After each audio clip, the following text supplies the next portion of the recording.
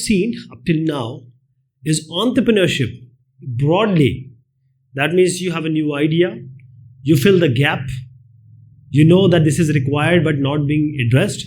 So you first start, organize, develop, and then finally manage a business venture. That is, a risk is involved, and when you are going for a risk, you make profit. So why do you take a risk? Because you need more profit. For example, UPSC examination. You see people study for 1, 2, 3, 4 years. Why? Because the profit is immense. You become IAS, Indian Administrative Service Officer. So two things become very important here. One is profit and the other is risk. What does it mean? Basically, profit is a mathematical word. Risk is a general word. But in this context, profit, we'll take an example here. Just assume there is a sweet shop owner, or Mr. Ram Prasad, he is the owner of a sweet shop. Now the cost incurs, that is, to make 1 kg of sweet means meetha. Whatever ingredients he manage, he work, gas, etc., everything, it's 35 per kg. But he sells it for 42 per kg. So what is the difference? 7. 42 minus 35 is 7. So for 1 kg, or on selling 1 kg, Mr. Ram Prasad is earning 7 rupees. The 7 rupees is a profit. So profit is 7 rupees. If he sells 100 kg, he'll get 700, right? So there is always the cost which is involved. That is, which we call it as a cost price, because once you make certain thing, there is a cost involved. So this is called all expenses. In order to make certain thing, in order to make some product, there is a cost involved. And when you sell it to a customer, you sell it in a different price, which is higher than the amount which is being incurred. So in a mathematical terms, this profit is simply the selling price minus the cost price. Profit is simply selling price minus cost price. Selling price is what amount you sell. Cost price is what amount you got it or you prepared it. Now coming to same thing, same scenario, 42 minus 35 is 7. Now coming to risk. Now risk is everywhere in your life, in your day-to-day activity, driving, everywhere risk is involved.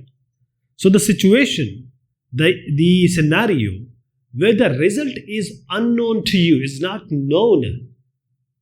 That is, it may lead you to loss or false or profit. For example, the Swiggy or say, any Uber, the person who started, he has actually taken a risk because it may work, it may not work. Now they are big companies, but the time it would have started the situation, whether it is going to work or not, is not in your hand or anybody's hand. For example, I'll just take an example of a sweet only, just to have a continuation. For example, you are a sweet maker. For 10 kg, you have spent around 300 rupees for milk, sugar, maida, that is the fine flour, white flour, and these all is involved. And now you are selling it. But the problem is, when you started the business, in the same area, in the same vicinity, just say a block away, there is a same kind of selling going on. That is, another person who is selling the same thing in way lesser price. Now somebody is selling at say 30 rupees and you are sending it in 50 rupees per kg. Nobody is going to come to you because 30 and 50 difference is 20 rupees. Okay? So whatever you have invested, you will be in loss because you're not getting profit. Even if you are providing excellent quality, there will be a loss. There may be a risk. People would buy from this other fellow. So the future of your plan execution is not known to you. You may incur a loss or even a profit. So when we are discussing all this, where does this entrepreneurship or entrepreneur comes in? See, entrepreneurship or being an entrepreneur is always involved with risk. But it's not just, vague or free-mind risk. It's calculated risk.